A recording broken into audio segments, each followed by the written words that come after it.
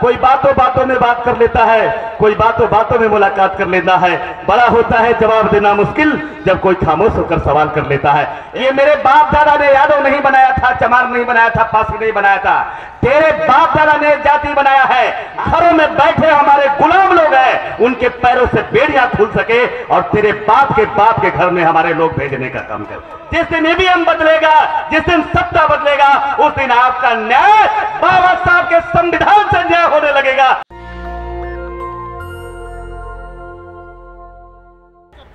मैं अपने तरफ से नहीं जोड़ते हुए जो हमारी इस सदन ने, इस हाउस ने जो तय किया है, जो पटल पे रखा है, मंच पर रखा है न्याय अधिकार सम्मेलन के रूप में, महाकुंभ के रूप में, मैं उन बातों को दोहराते हुए और समर्थन करते हुए मैं सिर्फ यही बात मैं कहना चाहता हूं कि मित्रों, जो एजेंडा में है और एजेंडा में इस देश में हमारे साथी ने, मैं आज भी वो बात मुझे याद आ रही है ये कार्यक्रम को देखकर, इतने पार्टी और इतने नेता को जो यहां इकट्ठा किए, जो एक शेर मुझे, एक बात मुझे याद आ रही है, आसमां झुक रही है जमी पे, आसमां झुक रही है जमी पे, ऐसा ऐसा मिलन हमने देखा कहीं यहीं पे।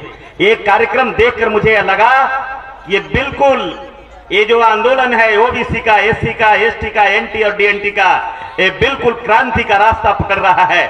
24 घंटा आंदोलन में पत्रकारों को खड़ा रहना मुस्तैदी के साथ, 24 घंटा इतने सारे नेता और कार्यकर्ता तपती धूप में अड़े रहना, ये बिल्कुल संकेत दे रहा है कि आने वाला समय में, आने वाला जो समय होगा ये रामलीला का मैदान नहीं होगा।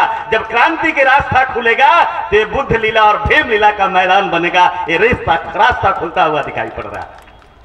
तो मित्रों, मैं सिर्फ आज हुंकार भराना चाहूंगा आप लोगों से, सिर्फ स्वीकृति लेना चाहूंगा। मैंने कहा कि अब भाषण का समय नहीं बचा है। इस देश के जालिम लोगों ने आज वही बात को मैं रख रहा हूं जो कल भी थोड़े से समय मैंने रखा था कि ये मेरे बाप दादा ने यादव नहीं बनाया था, चमार नहीं बनाया था, पासी नहीं बनाया था, तेरे बाप दादा ने जाति बनाया है। आज जाति जनगणना पर तुझे दुख किस बात की है? हम चाहते हैं कि आप जाति जनगणना कराओ और इस देश के लोगों को बताओ, ताकि घरों में बैठे हमारे गुलाम लोग हैं, उनके पैरों से बेड़ियां खुल सके और तेरे बाप के घर में हमारे लोग भेजने का काम करें। ये इसलिए हम आंदोलन चल रहे हैं, ये जाति जनगणना इसलिए करना चाहते हैं तब हमारे इस देश के कमजोर वर्ग के लोग, इस देश के अति पिछड़ा लोग, इस देश के एससी एसटी लोग को समझ में आ जाए कि मेरे अधिकारों को किस तरह से गुलामी की जंजीर में जकड़ के रखा है। हम बिल्कुल मुकम्मल तौर पर खड़े हैं और आपसे मैं चाहता हूं आप लोग ओंकार भर के बताइए, हिंदुस्तान के लोगों, हिंदुस्तान बोलना बहुत बड़ा पाप है, मेरे से भी गलती हो गई, मैं माफी चाहता हूं। भारत के लोगों, मैं भारत के आप लोगों, भारत के लोगों आप लोगों से पूछना चाहता हूं, आप मुझे बताइए जितने लोग हैं, ओंकार भर के बताइए, क्या जद्दी जाति जनगणना होना चाहिए कि नहीं होना चाहिए? होना चाहिए कि नहीं होना चाहिए?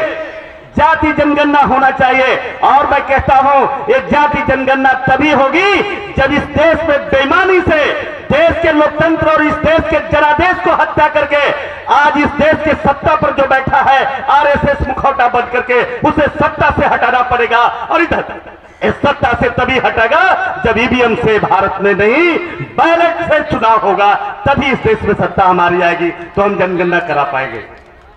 और जो घर और खासकर बहुत जो न्यायपालिका की बात आपने कहा है, मंच पर कहा है, मैं काट नहीं रह कर रहा हूं, मैं कंक्लूड कर रहा हूं, लेकिन एक बात भी मैं कहता हूं, ये न्यायपालिका मेरा कहां है?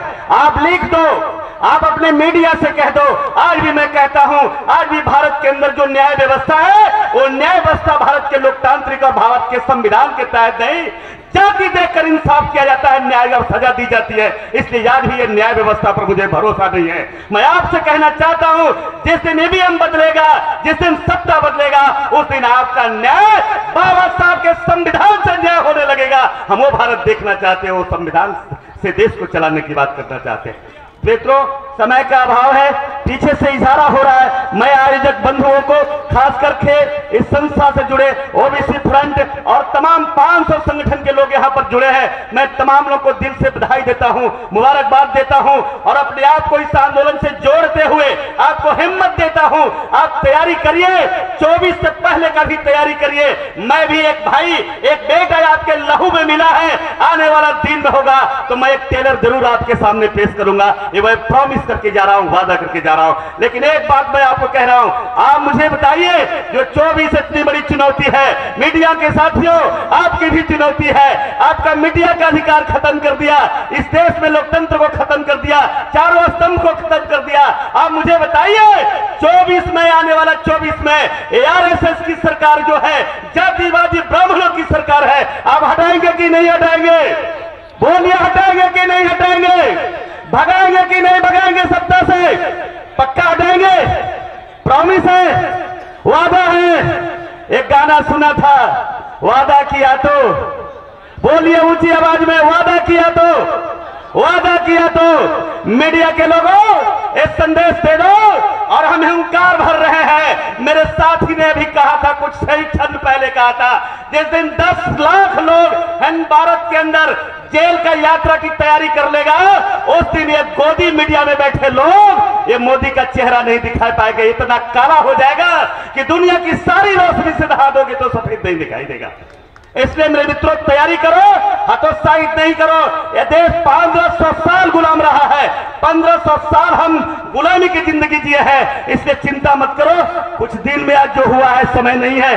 बहुत कुछ कहने का था, कोई आंखों आंखों से बात कर लेता है, कोई बातों बातों से मेरे इशारे को समझना, मेरी भावना को समझना, इस मंच की भावना को समझना।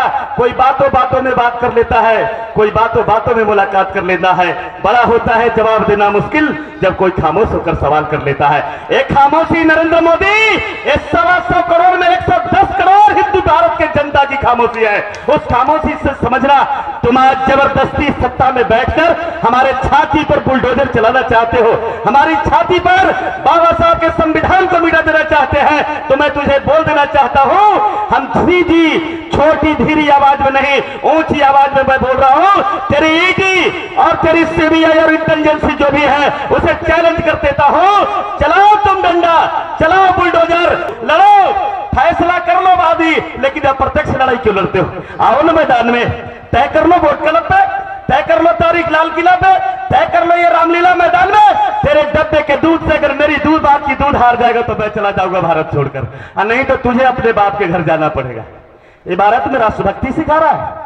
इस देश में मेरा देश, मेरा संविधान, मेरी जागीर, मेरी दौलत, और मुझे ही दूसरे देश से आकर देशभक्ति का सर्टिफिकेट बांट रहा है।